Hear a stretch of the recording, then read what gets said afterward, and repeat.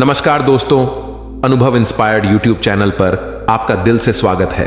दोस्तों, एक छोटी सी कहानी से मैं अपनी बात आगे आपसे बताता हूं। बहुत वर्ष बीते, बहुत सदियां पहले किसी देश में एक बड़ा चित्रकार था।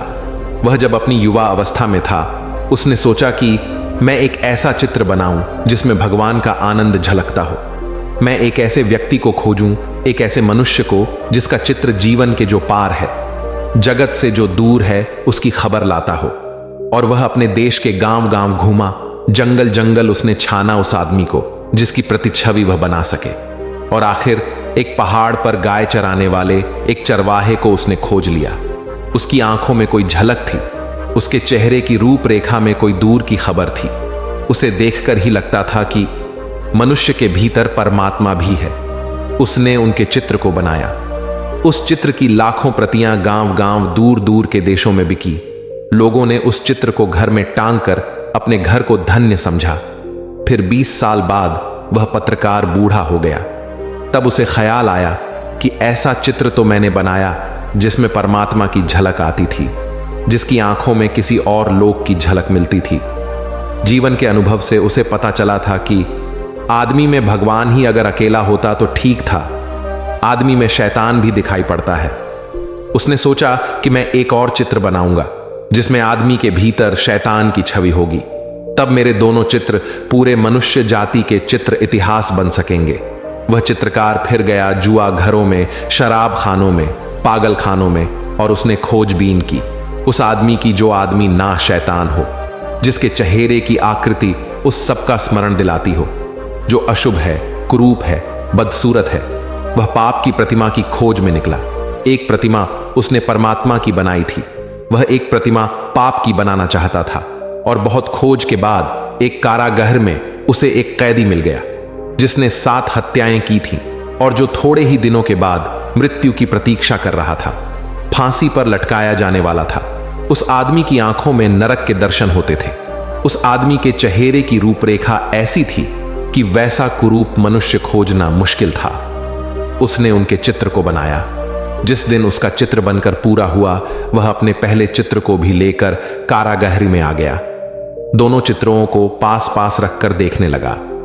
चित्रकार खुद ही मुग्ध हो गया था कि कौन सी कलाकृति श्रेष्ठ है।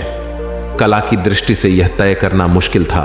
और तभी उस चित्रकार को पीछे किसी के रोने की आवाज सुनाई पड़ी। तो वह कैदी जंजीरों में बंधा रो रहा था जिसकी उसने तस्वीर बनाई थी। वह चित्रकार हैरान हुआ। उसने कहा, मेरे दोस्त, तुम क्यों रोते हो? चित्रों को देखकर तुम्हें क्या तकलीफ हुई? अच्छा नहीं लगा क्या? उस आदमी ने कहा, मैंने इतने दिन तक छिपाने की कोशिश की, लेकिन आज मैं हार गया। शायद तुम्हें पता नहीं कि पहली तस्वीर भी तुमने मेरी ही बनाई थी। ये दोनों चित्र मेरे ही हैं। 20 साल पहले पहाड़ पर जो आदमी तुम्हें मिला था, वह मैं ही था। और मैं इसलिए रोता हूं कि मैंने 20 साल में कौन सी यात्रा कर ली, स्वर्ग से नरक की, परमात्मा से पाप की। पता नहीं यह कहानी कहां तक सच है। सच हो या ना हो, लेकिन हर आदमी के जीवन में 2 तस्वीरें हैं। हर आदमी के भीतर शैतान है और परमात्मा है। और हर आदमी के भीतर नरक की भी संभावना है और स्वर्ग की भी। हर आदमी के भीतर सौंदर्य के फूल भी खिल सकते हैं और कुरूपता के गंदे डबरा भी बन सकते हैं। प्रत्येक आदमी इन 2 यात्राओं के बीच निरंतर डोल रहा है। ये 2 छोर है जिसमें से आदमी किसी को भी छू सकता है, और अधिक लोग नरक के छोर को छू लेते हैं। और बहुत कम सौभाग्यशाली है जो अपने भीतर परमात्मा को उभार पाते हैं। क्या हम अपने भीतर परमात्मा को उभार पाने में सफल हो सकते हैं? क्या हम भी वह प्रतिमा बन सकेंगे जहां परमात्मा की झलक मिले? दोस्तों, ये बात बहुत गहरी है, विचार जरूर करना। तुम शायद थक चुके हो, लेकिन जीवन की लालसा अब भी बाकी है। एक बूढ़ा लकड़हारा जंगल से लौट रहा था। एक बड़ा भारी लकड़ियों का गट्ठर अपने सर में रखा हुआ था। वह बहुत बूढ़ा था, थक गया था। न केवल रोज रोज के कामकाज से थक गया था, जीवन से ही थक गया था। जीवन का कोई बहुत मूल्य न रह गया था उसके लिए। जीवन एक थकान भरी पुनरुक्ति था। रोज रोज वहीं सुबह जंगल जाना, दिन भर लकड़ियां काटना, फिर सांझ गट्ठर लेकर शहर आना, और उसे कुछ याद ना था। यही उसका कुल जीवन था। वह ऊब गया था। जीवन उसके लिए बेकार था। विशेषकर उस दिन वह थका हुआ था, पसीना बह रहा था, सांस लेना भी मुश्किल हो रहा था। गट्ठर का बोझ उठाए वह किसी तरह घसीट रहा था। अकस्मात जैसे जिंदगी का बोझ फेंक रहा हो, उसने अपना गट्ठर नीचे पटक दिया। प्रत्येक व्यक्ति के जीवन में एक घड़ी आती है जब व्यक्ति सारा बोझ फेंक देना चाहता है। केवल सर पर रखा वह गट्ठर ही नहीं, वह तो केवल प्रतीक है। उसके साथ वह पूरा जीवन ही फेंक देता है। वह घुटनों के बल जमीन में गिर पड़ा। आकाश की तरफ उसने आंखें उठाई और कहा, हे मौत, तू हर आदमी को आती है, लेकिन तू मुझे क्यों नहीं आती? और कितने दुख देखने हैं मुझे, अभी और कितने बोझ ढोने हैं मुझे। क्या मुझे काफी सजा नहीं मिल चुकी? उसे अपनी आंखों में भरोसा ही नहीं आया। अचानक मौत प्रकट हो गई। उसने चारों तरफ देखा, बहुत चकित रह गया। जो वह कह रहा था वो उसका इरादा बिल्कुल नहीं था, और उसने कभी ऐसा सुना भी नहीं था कि तुम बुलाओ मृत्यु को और मृत्यु आ जाए। और मृत्यु ने कहा, क्या तुमने मुझे बुलाया? वह बूढ़ा अचानक सारी थकान, सारी ऊब, मुर्दा, पुनरुक्ति भरी जिंदगी की सब बात भूल गया। वह उछल पड़ा और उसने कहा, हाँ हाँ, मैंने बुलाया था तुम्हें। क्या तुम इस गट्ठर को उठाने में जरा मेरी मदद करोगी? यहां किसी को अपने आसपास ना देखकर मैंने तुम्हें बुलाया था। ऐसी घड़ियां होती हैं जब तुम थक जाते हो जीवन से। ऐसी घड़ियां होती हैं जब तुम मर जाना चाहते हो। लेकिन मरना एक कला है, इसे सीखना पड़ता है। और जीवन से थकने का अर्थ सच में ही यह नहीं होता कि गहरे में जीवन के प्रति तुम्हारी लालसा मिट चुकी हो। तुम शायद थक चुके हो किसी एक ढंग के जीवन से, लेकिन तुम जीवन मात्र से नहीं थके हो। हर कोई थक जाता है एक ही ढांचे से, वही रोज रोज थकान भरा चक्कर, वही पुनरुक्ति। लेकिन यदि मौत आ जाए तो तुम भी वही करोगे जो उस लकड़हारे ने किया। उसने एकदम मनुष्य की भांति व्यवहार किया। उस पर हंसो मत। बहुत बार तुमने भी सोचा है कि खत्म करें इस अंतहीन बकवास को, किस लिए चला रहे इसे। लेकिन यदि मृत्यु अचानक तुम्हारे सामने आ जाए तो तुम तैयार नहीं होगे। शुरू शुरू में उदासी लगेगी, लगने देना पुराना अभ्यास है। शुरू शुरू में परेशानी लगेगी, लगने देना। लेकिन एक घड़ी 24 घंटे में चुपचाप बैठ जाओ, ना कुछ करो, ना कुछ गुनो, ना माला फेरो, ना मंत्र जपो, ना प्रार्थना करो, कुछ भी ना करो, चुपचाप। हां, फिर भी विचार चलेंगे, चलने दो। देखते रहना निरपेक्ष भाव से, जैसे कोई राह चलते लोगों को देखता है कि आकाश में उड़ती बदलियों को देखता है। निष्प्रयोजन देखते रहना, तटस्थ देखते रहना, बिना किसी सभी लगाव के, बिना निर्णय के, ना अच्छा ना बुरा, चुपचाप देखते रहना। गुजरने देना विचारों को। आए तो आए, ना आए तो ना आए। ना उत्सुकता लेना आने में, ना उत्सुकता लेना जाने में। और तब धीरे धीरे एक दिन वह घड़ी आएगी कि विचार विदा हो गए होंगे, सन्नाटा रह जाएगा। सन्नाटा जब पहली दफा आता है तो जैसे बिजली का धक्का लगे, ऐसा रोया रोया कंप जाएगा, क्योंकि तुम प्रवेश करने लगे फिर उस अंतर अवस्था में जहां गर्भ के दिनों में थे। ये गहरा झटका लगेगा। तुम्हारा संबंध टूटने लगा संसार से। तुम्हारा संबंध छिन्न भिन्न होने लगा भीड़ भाड़ से। तुम संबंधों के पार उठने लगे। झटका तो भारी लगेगा, जैसे हवाई जहाज उठेगा जब पहली दफा पृथ्वी से, तो जोर का झटका लगेगा। ऐसा ही झटका लगेगा। घबराना मत। एक बार पंख खुल गए आकाश में, एक बार उड़ चले तो अपूर्व अनुभव है, अपूर्व आनंद है। फिर एकांत कभी दुख ना देगा। एकांत तो क्या, फिर भीड़ भी दुख ना देगी, क्योंकि तब भीड़ में भी एकांत बना रहता है। जिसको भीतर सधने की कला आ गई, वह बीच बाजार में खड़े होकर भी ध्यान में हो सकता है। दुकान पर बैठे बैठे, काम करते करते, और भीतर धुन बजती रहेगी।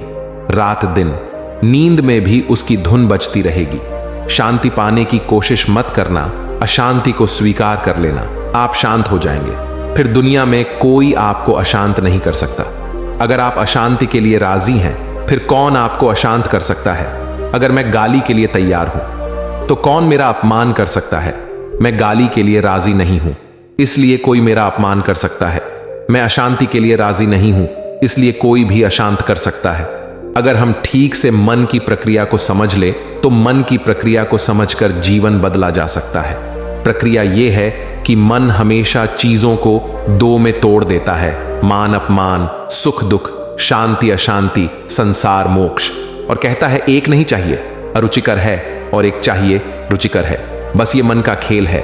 इस मन से बचने के दो उपाय हैं। या तो दोनों के लिए राजी हो जाओ, मन मर जाएगा, या दोनों को छोड़ दें, मन मर जाएगा। जो आपके लिए अनुकूल पड़े वैसा कर लें, अन्यथा आपके शांत होने का कोई उपाय नहीं है। जब तक आप शांत होना चाहते हैं तब तक शांत ना हो सकेंगे। जब तक सुखी होना चाहते हैं दुख आपका भाग्य होगा, और जब तक मोक्ष के लिए पागल है संसार आपकी परिक्रमा होगी। दोनों के लिए राजी हो जाओगे, मांग ही छोड़ दोगे, कह दें जो होता है मैं राजी हूं। इसका थोड़ा प्रयोग करके देखें, 24 घंटे, ज्यादा नहीं। लड़ने का प्रयोग तो आप जन्मों से कर रहे हैं, एक 24 घंटे तय कर लें कि आज सुबह 6 बजे से कल सुबह 6 बजे तक जो भी होगा उसको मैं स्वीकार कर लूंगा। जहां भी हो विरोध द्वंद नहीं खड़ा करूंगा। करके देखें, 24 घंटे में आपकी जिंदगी में एक नई हवा का प्रवेश होगा। जैसे कोई झरोखा अचानक खुल गया और ताजी हवा आपकी जिंदगी में आनी शुरू हो गई। फिर ये 24 घंटे कभी खत्म ना होंगे। एक दफा इसका अनुभव हो जाए फिर आप इसमें गहरे उतर जाएंगे। कोई विधि नहीं है शांत होने की, शांत होना जीवन दृष्टि है। कोई मेथड नहीं होता कि भगवान का नाम जप लिया और शांत हो गए। अशांति को स्वीकार कर लें, दुख को स्वीकार कर लें, मृत्यु को स्वीकार कर लें, फिर आपकी कोई मृत्यु नहीं है। जिसे हम स्वीकार कर लेते हैं उसके हम पार हो जाते हैं। एक सूफी कहानी है। एक चोर रात के समय किसी मकान की खिड़की में से भीतर जाने लगा कि खिड़की की चौखट टूट जाने से गिर पड़ा और उसकी टांग टूट गई। अगले दिन उसने अदालत में जाकर अपनी टांग के टूटने का दोष उस मकान के मालिक पर लगाया। मकान मालिक को बुलाकर पूछा गया तो उसने अपनी सफाई में कहा, इसका जिम्मेदार वह बढ़ई है जिसने की खिड़की बनाई। बढ़ई को बुलाया गया तो उसने कहा कि मकान बनाने वाले ठेकेदार ने दीवार का खिड़की वाला हिस्सा मजबूती से नहीं बनाया था। ठेकेदार ने अपनी सफाई में कहा, मुझसे यह गलती एक औरत की वजह से हुई जो वहां से गुजर रही थी। उसने मेरा ध्यान अपनी तरफ खींच लिया था। जब उस औरत को अदालत में पेश किया गया तो उसने कहा, उस समय मैंने बहुत बढ़िया लिबास पहन रखा था। आमतौर पर मेरी तरफ किसी की नजर उठती नहीं है, सो कसूर उस लिबास का है जो इतना बढ़िया सिला हुआ था। न्यायाधीश ने कहा, तब तो उस सीने वाले दर्जी को बुलाया जाए, वही मुजरिम है, उसे अदालत में हाजिर किया जाए। वह दर्जी उस स्त्री का पति निकला और वही वह चोर भी था जिसकी टांग टूटी थी। दोस्तों, यह इस जगत का सर्वाधिक आश्चर्यजनक नियम है। जो गड्ढे तुम दूसरों के लिए खोदते हो उनमें स्वयं गिरना पड़ता है। फिर तुमने चाहे गड्ढे जानकर बूझकर खोदे हो, चाहे अनजाने में खोदे हो, जो कांटे तुम दूसरों के लिए बोते हो वे तुम्हारे ही पैरों में छिदेंगे। अगर फूलों पर चलना हो तो सभी के रास्तों पर फूल बिखराना, क्योंकि तुम्हें वही मिलेगा जो तुम दोगे। जिंदगी दोगे, जिंदगी मिलेगी। जिंदगी लोगे, जिंदगी छिन जाएगी। जगत प्रतिध्वनि करता है, गीत गाओ, चारों तरफ से गीत तुम पर बरस जाएंगे। गालियां दो, चारों तरफ से गालियां तुम पर बरस जाएंगी। जो चाहो लो, मगर शर्त यही है कि वही दोगे तो मिलेगा। जगत प्रतिदान है, तुम दान करो, जगत प्रतिदान है। 1000 गुना होकर लौट आता है सब। यह कहानी तो एक व्यंग्य है, एक मजाक है, मगर जिंदगी ऐसी ही है। अगर इस नियम को तुम पहचान कर चलने लगे तो बस तुम्हारा रास्ता स्वर्ग की तरफ मुड़ गया। अगर इस नियम को ना पहचाना, ना समझा और इसके विपरीत चलते रहे तो नर्क ही तुम्हारी मंजिल है। दोस्तों, इस वीडियो को जरूर शेयर करें। हमेशा खुश रहिए। धन्यवाद।